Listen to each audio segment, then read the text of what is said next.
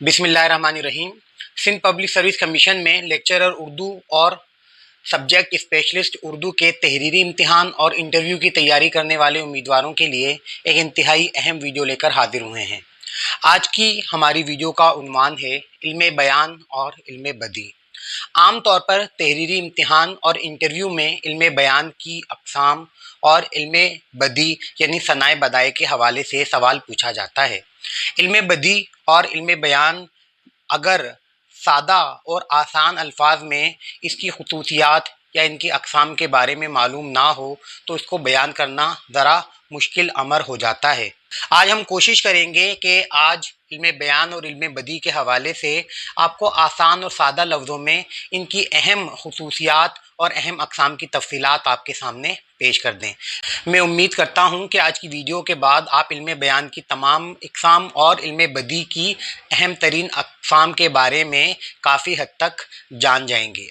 तो आइए आज की वीडियो का आगाज़ करते हैं।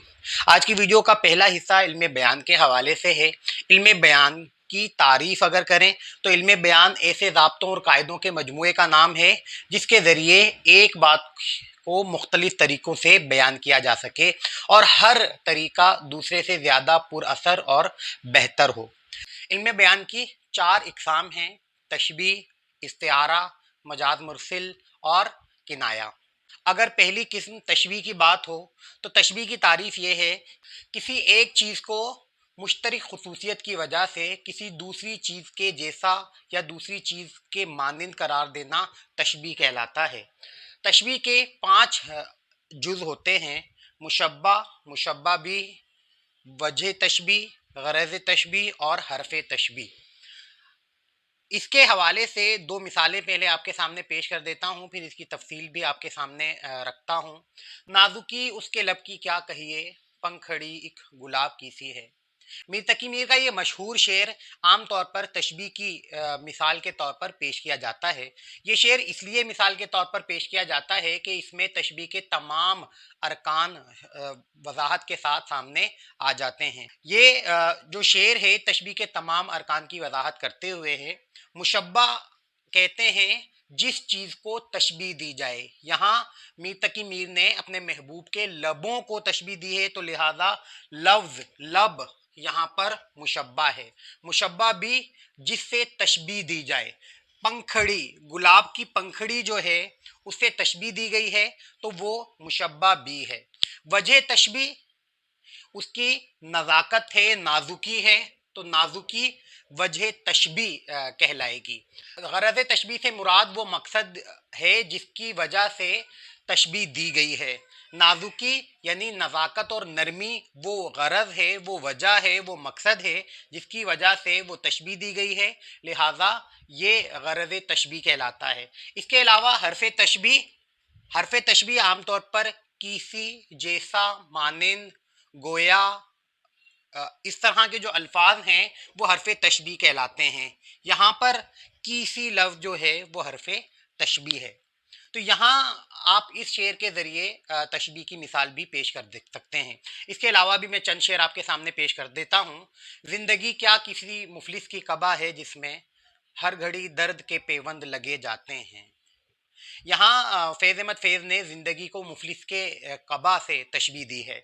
इसी तरह शाम से कुछ बुझा सा रहता हूँ, दिल हुआ है चराग मुफलिस का। इसके अलावा एक मुअम्मा है समझने का न समझाने का, ज़िंदगी का है को है ख्वाब है दीवाने का। ये जो तमाम अशार आपके सामने पेश किए गए हैं वो तशबीह की मिसालों के तौर पर पेश किए जा सकते हैं। तशबीह के बाद इल्मे बयान की जो दूसरी किस्म है वो इस्तिआरा है। इस्तिआरा लफ्ज़ मुस्तार से मश्तक है जिसके मायने हैं उधार लेना।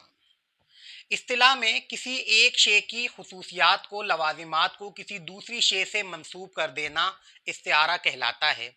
इस्तिआरा में लफ्ज़ हकीकी की बजाय मजाजी मानों में इस्तेमाल होता है और हकीकी और मजाजी मानों में तशबीह का ताल्लुक होता है। इस्तिआरा के 3 अरकान हैं: मुस्तार लहू, मुस्तार मिन्हू और वजह जामे। किस शेर की आमद है कि रन काँप रहा है, रन एक तरफ चरखे कोहन काँप रहा है। इस शेर में मुस्तार लहू हज़रत अब्बास हैं।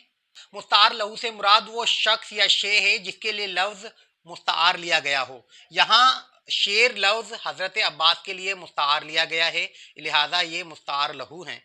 مستعار منہو سے مراد وہ شے ہے جس کے لوازمات ادھار لیے جائیں۔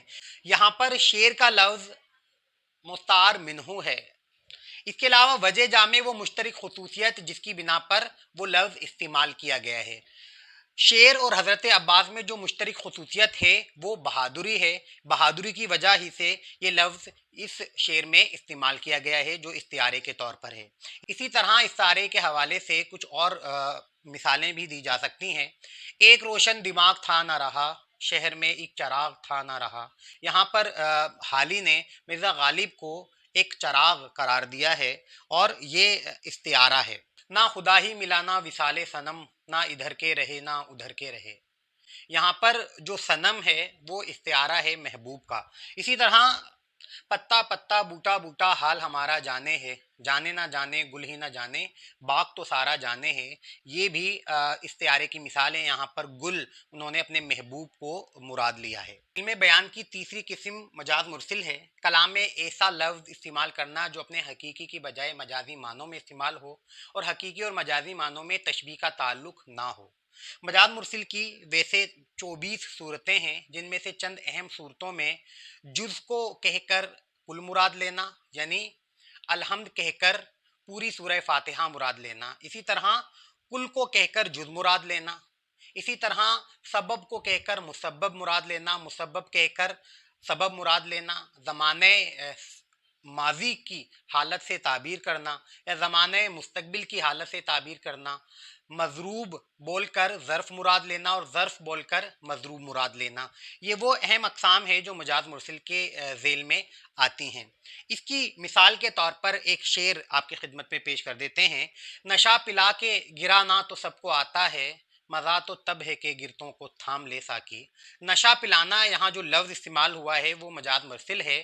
نشہ پلایا نہیں جاتا بلکہ اس مشروب میں نشہ ہوتا ہے جو پیا جاتا ہے۔ یہاں نشہ پلانے سے مراد وہ مشروب پینا ہے جس میں نشہ موجود ہوتا ہے، تو یہ مجاز مرسل کہلاتا ہے۔ اسی طرح یہ کہنا کہ ہمارا حال تو سارا گھر جانتا ہے، یہاں گھر جاننے سے مراد گھر کے تمام افراد کا جاننا ہے۔ یا نہر بہہ رہی ہے، یہاں نہر بہنے سے مراد پانی کا بہنا ہے۔ یہ تمام صورتیں مجاز مرسل میں آتی ہیں۔ اسی طرح کسی میڈیکل کے طالب علم کو ڈاکٹر کہہ دینا بھی مجاز مرسل کے دائرے میں آتا ہے۔ علم بیان کی چوتھی صورت کنایہ ہے۔ کنایہ کے لفظی معنی پوشیدہ کے ہیں اور وہ لفظ جو اپنے حقیقی اور مجازی دونوں معنوں میں استعمال ہو اسے کنایہ کہا جاتا ہے۔ کنایہ میں بنیادی طور پر لفظ کے مجازی معنی لیے جاتے ہیں، لیکن اگر حقیقی معنی بھی مراد لیے جائیں تو وہ درست ہیں۔ جیسے مثال کے طور پر یہ کہنا کہ کوئی کسی بچے کا نام لے کر کے اسے بہت سر پر چڑھا لیا ہے۔ سر پر چڑھانے سے مراد جو اس کے مجازی معنی ہیں وہ یہ ہیں کہ اسے بگاڑ دیا گیا ہے، لیکن اگر اسے حقیقی معنی بھی لیں تو سر پر چڑھایا کسی بچے کو سر پر بھی سوار کیا جا سکتا ہے۔ اسی طرح جو لفظ اپنے حقیقی اور مجازی دونوں معنوں میں استعمال کیے جاتے ہیں اسے کنایہ کہا جاتا ہے۔ اسی طرح لفظ سفید پوش بھی اپنے حقیقی اور مجازی دونوں معنوں میں استعمال کیا جا سکتا ہے اور دونوں معنوں میں یہ درست بھی ہوگا۔ اس کی ایک مثال آپ کے سامنے پیش کر دیتے ہیں۔ میر صاحب زمانہ نازک ہے، دونوں ہاتھوں سے دھامیے دستار۔ یہ شعر کنایہ کی مثال کے طور پر پیش کیا جا سکتا ہے۔ کنایہ کی بھی کچھ صورتیں ہیں، کنایہ قریب، کنایہ بعید، تعریض، تلوی، رمز، ایما اور اس کی مختلف صورتیں ہیں۔ لیکن اگر آپ کنایہ کی بنیادی تعریف سے بھی آگاہ ہیں اور یہ تعریف بھی آپ بیان کر دیتے ہیں تو کافی حد تک آپ کا سوال کلیئر ہو جاتا ہے۔ علم بیان اور علم بیان کی تمام اقسام کے حوالے سے آپ کی تفصیلات آپ کے سامنے پیش کر دی ہیں۔ اب ہم علم بدیع کی خصوصیات کے حوالے سے مطالعہ کرتے ہیں۔ علم بدیع ایسا علم جس میں کلام کی لفظی و معنوی خصوصیات کو بیان کیا جائے۔ علم بدیع کو صناع بدائع بھی کہا جاتا ہے۔ علم بدیع کی دو اقسام ہیں، صناع لفظی اور صناع معنوی۔ صناع لفظی میں بھی کچھ صنعتیں ہوتی ہیں اور صناع معنوی میں بھی کچھ صنعتیں ہوتی ہیں۔ صناع لفظی میں عام طور پر ایسی صنعتیں استعمال کی جاتی ہیں جو कलाम में लफ्जी खूबसूरती पैदा करती हैं। इसे लफ्जी सनदगरी भी कहा जाता है या ऐसी सनद जिसमें लफ्ज़ों से खुसूसियत पैदा की जाए। उनमें जो अहम सनतें हैं उनमें सनत तकरार, सनत तजनीस, सनत तरसीस, सनत सियाक़तुल आदाद वग़ैरह शामिल हैं। तो हम एक एक करके इन तमाम खुसूसियात के हवाले से मुख्तसर तारीफ़ और कोई मिसाल भी आपके सामने रखते हैं। पहली जो सनत है सनत तकरार है। कलाम में किसी लफ्ज़ को मुकर्रर इस्तेमाल करना सनत तकरार कहलाता है। मुकर्रर इस्तेमाल करने से मुराद 2 मरतबा या 2 से ज़्यादा मरतबा इस्तेमाल किया जाए कोई लफ्ज़, उसे सनत तकरार कहा जाता है। पत्ता पत्ता बूटा बूटा हाल हमारा जाने है, जाने ना जाने गुल ही ना जाने बाग तो सारा जाने है। यहाँ पत्ता पत्ता बूटा बूटा जो 1 से ज़्यादा मरतबा इस्तेमाल हुआ है वो सनत तकरार के ज़िम्रे में आता है। इसी तरह दिल का उजड़ना सहल सही, बसना सहल नहीं ज़ालिम, बस्ती बसना खेल नहीं है, बसते बसते बस्ती है। बसते बसते जो 2 मरतबा लफ्ज़ इस्तेमाल हुआ है वो सनत तकरार की ज़ेल में आता है। इसी तरह सनत तजनीस की अगर बात करें तो सनत तजनीस से मुराद कलाम में कोई ऐसा लफ्ज़ इस्तेमाल किया जाना है कि जिसका तलफ़ुज़ या इमला तो एक ही हो लेकिन माने मुख्तलिफ हों, उसे सनत तजनीस कहा जाता है। उसकी मिसाल के तौर पर मौलाना ज़फ़र अली ख़ान की नात का ये मशहूर शेर पेश किया जा सकता है। जलते हैं जिब्राइल के पर जिस मुकाम पर, उसकी हकीकतों के शनासा तुम ही तो हो। यहाँ पर इस शेर के पहले मिसरे में लफ्ज़ पर 2 मरतबा इस्तेमाल हुआ है और दोनों मरतबा मुख्तलिफ मानों में इस्तेमाल हुआ है। तो ये सनत तजनीस की मिसाल के तौर पर पेश किया जा सकता है।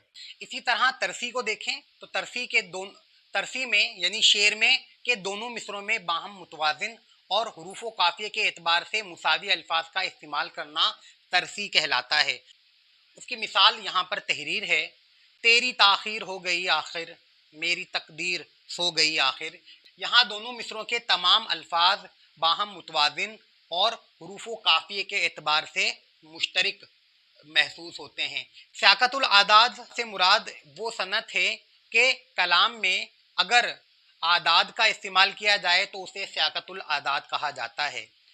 मिसाल के तौर पर उम्र दराज मांग के लाई थी 4 दिन, 2 आरज़ू में कट गए 2 इंतज़ार में। या मिर्ज़ा गालिब का मशहूर शेर, तुम सलामत रहो 1000 बरस, हर बरस के हों दिन 50,000। इन दोनों अशार में वहाँ 2 और 4 जो लफ्ज़ हैं वो सियाक़तुल आदाद को ज़ाहिर करते हैं। यहाँ सनाए लफ्ज़ी की जो अहम अक़साम हैं वो आपके सामने पेश कर दी हैं। सनाए मानवी की जो अहम अक़साम हैं वो भी आपके सामने रखते हैं। सनाए मानवी में मानों से खूबसूरती पैदा की जाती है और मानवी जो हुस्न होता है वो सनाए मानवी की ज़ेल में आता है। सनाए मानवी की जो अहम अक़साम है उनमें सनत तज़ाद, सनत हुस्न तालील, सनत मरातुन नज़ीर, सनत तलमी, सनत मुबालगा, सनत इहाम जिसे तूरिया भी कहा जाता है, सनत लफ़ व नशर वग़ैरह शामिल हैं। सबसे पहले तज़ाद या तबाक की बात करते हैं। तज़ाद को तबाक भी कहा जाता है। कलाम में ऐसे लफ्ज़ या अल्फाज का इस्तेमाल जो एक दूसरे की ज़िद हों उसे सनत तज़ाद कहा जाता है। इसकी मिसाल के तौर पर यह शेर पेश किया जा सकता है।